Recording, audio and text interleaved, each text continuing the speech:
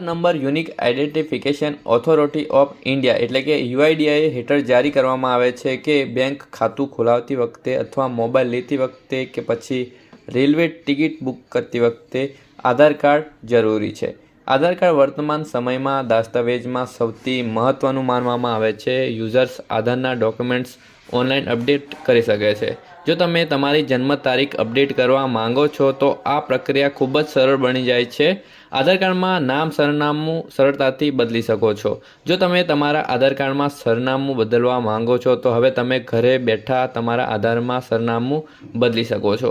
આ લેખમાં અમે તમને આધારમાં સરનામું કેવી રીતે બદલવાનું છે બધી માહિતી આપવાનો છું આ વિડીયોની અંદર, તો બન્યા રહેજો।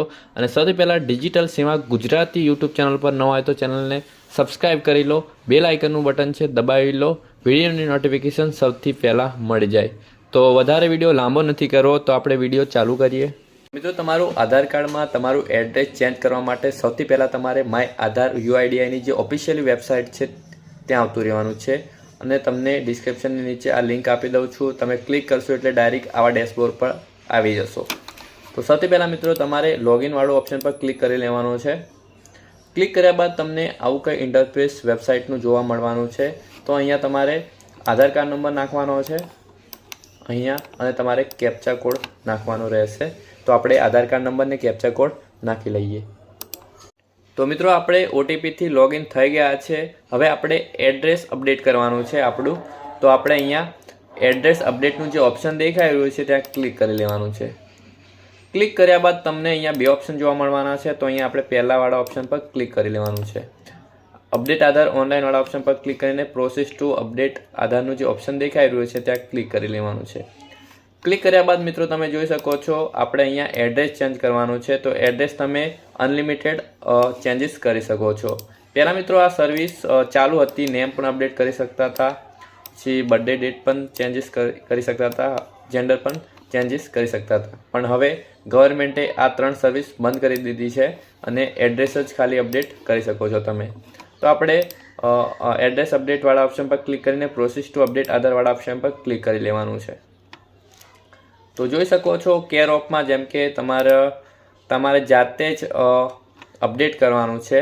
તો તમારે કંઈક લખવાનું નથી અને તમારે જો તમારે વાઈફનું અપડેટ કરવા માંગો છો તો અહીંયા W/O કરી દેવાનું છે અને તમારે અહીંયા નામ લખી લેવાનું છે।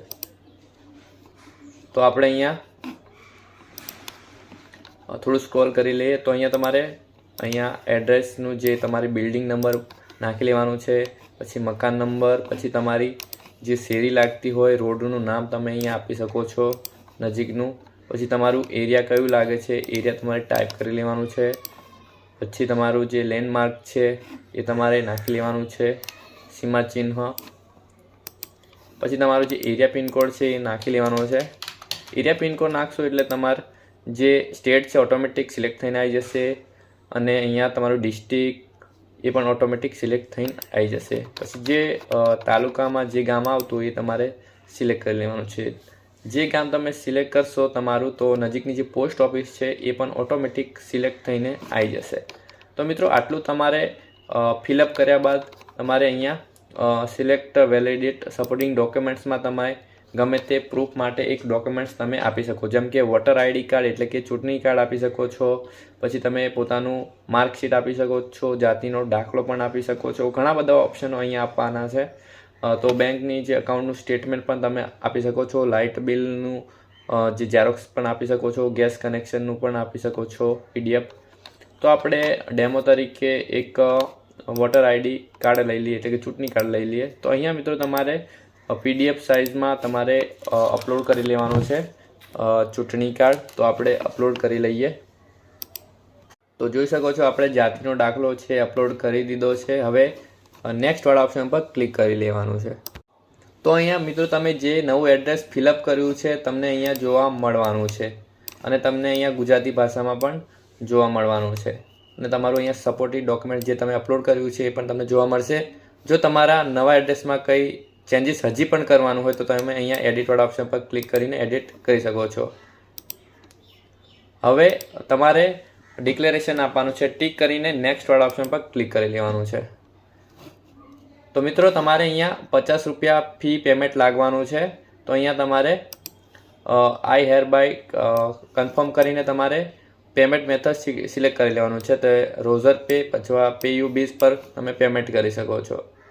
તો આવી રીતે તમે મિત્રો પોતાનું કે પછી તમારા વાઈફનું કે પછી તમે બાળકનું કે પછી તમારા દાદા દાદીનું જે એડ્રેસ આવે છે તમે આવી રીતે ઘરે બેસીને ચેન્જીસ કરી શકો છો. આઈ હોપ કે મિત્રો તમને આ વિડીયો સારો લાગ્યો હશે. વિડીયો સારો લાગ્યો હોય તો વિડીયોને શેર કરી, ચેનલ પર નવા હોય તો ચેનલને સબસ્ક્રાઈબ કરી બેલ આઇકનનું બટન છે દબાવી લો, વિડીયોની નોટિફિકેશન સૌથી પહેલાં મળી જાય. તો આવા વિડીયોની સાથે મળીશું. જય હિન્દ, જય ભારત, જય જય ગરવી ગુજરાત.